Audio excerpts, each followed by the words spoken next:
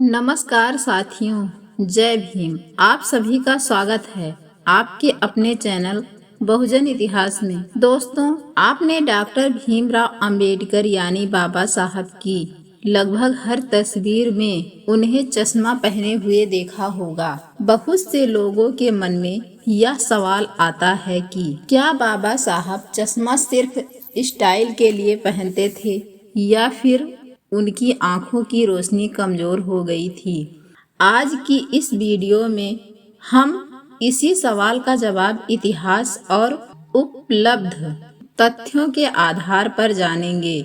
इसलिए वीडियो को अंत तक जरूर देखिए, क्योंकि अंत में आपको समझ आएगा कि बाबा साहब का चश्मा केवल एक वस्तु नहीं, बल्कि उनके ज्ञान और संघर्ष की कहानी भी कहता है।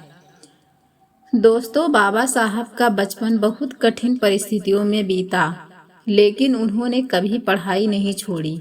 वे घंटों तक किताबों में डूबे रहते थे।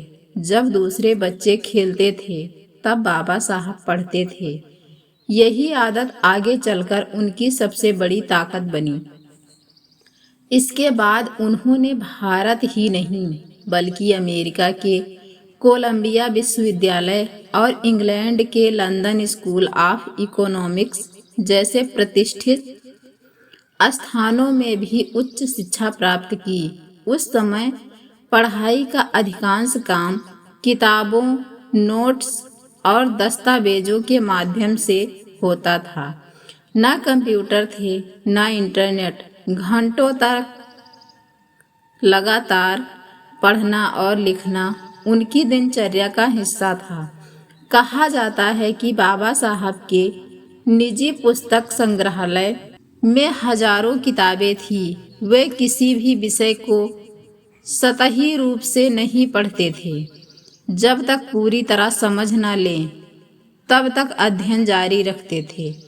अब सवाल यह है कि क्या उनकी आंखें कमजोर हो गई थी? इतिहासकारों के अनुसार बाबा साहब को आंखों से जुड़ी समस्या थी और लंबे समय तक लगातार पढ़ने लिखने के कारण उनकी दृष्टि कमजोर हो गई थी। इसलिए वे लगभग हर सार्वजनिक कार्यक्रम बैठकर और फोटो में चश्मा पहने दिखाई देते हैं। ध्यान देने वाली बात यह है कि ऐसा कोई प्रमाण नहीं मिलता है कि वे केवल फैशन या शौक के लिए चश्मा पहनते थे। उस दौर में चश्मा पहनना कोई फैशन नहीं माना जाता था, बल्कि जरूरत के अनुसार लोग इसे पहनते थे। दोस्तों, सोचिए, एक व्यक्ति जिसने अपना पूरा जीवन पढ़ाई, शोध और समाज के उत्थान के लिए समर्पित कर दिया, उसकी आंखों पर कितना दबाव पड़ा होगा। लेकिन उन्होंने कभी हार नहीं मानी। जब वे भारत का संविधान तैयार कर रहे थे, तब भी वे दिन रात दस्तावेजों का अध्ययन करते थे। अलग अलग देशों के संविधान पढ़ते, कानूनों की तुलना करते और हर प्रावधान पर गंभीरता से विचार करते थे। यह काम आसान नहीं था। बाबा साहब अक्सर कहा करते थे कि शिक्षा ही वह हथियार है जिससे समाज बदला जा सकता है। उनका प्रसिद्ध संदेश था, शिक्षित बनो, संगठित रहो और संघर्ष करो।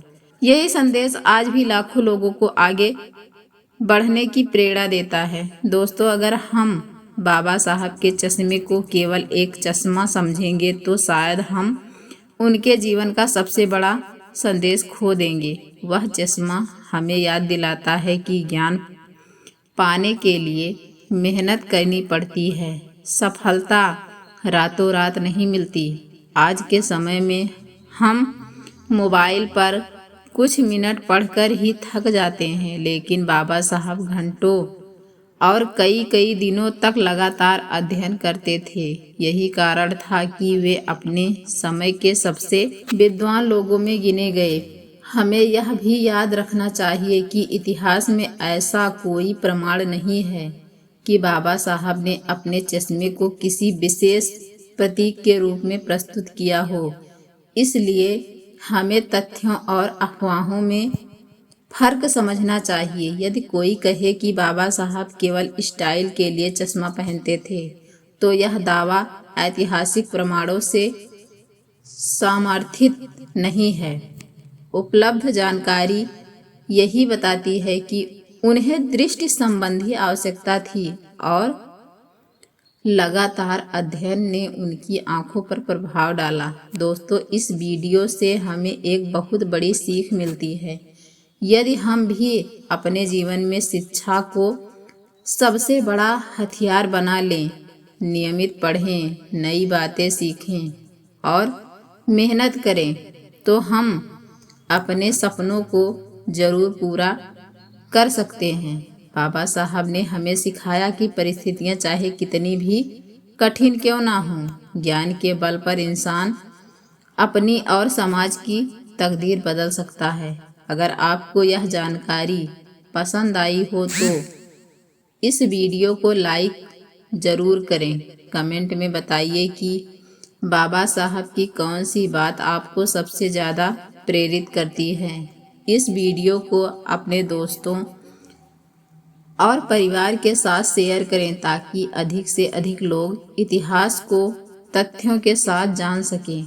और अगर आपने अभी तक हमारे चैनल बहुजन इतिहास को सब्सक्राइब नहीं किया है तो अभी सब्सक्राइब करें और बेल आइकन दबा दें, क्योंकि यहाँ आपको बाबा साहब, संविधान, बहुजन, महापुरुषों और भारतीय इतिहास से जुड़ी ऐसी ही प्रामाणिक और रोचक जानकारियाँ मिलती रहेंगी।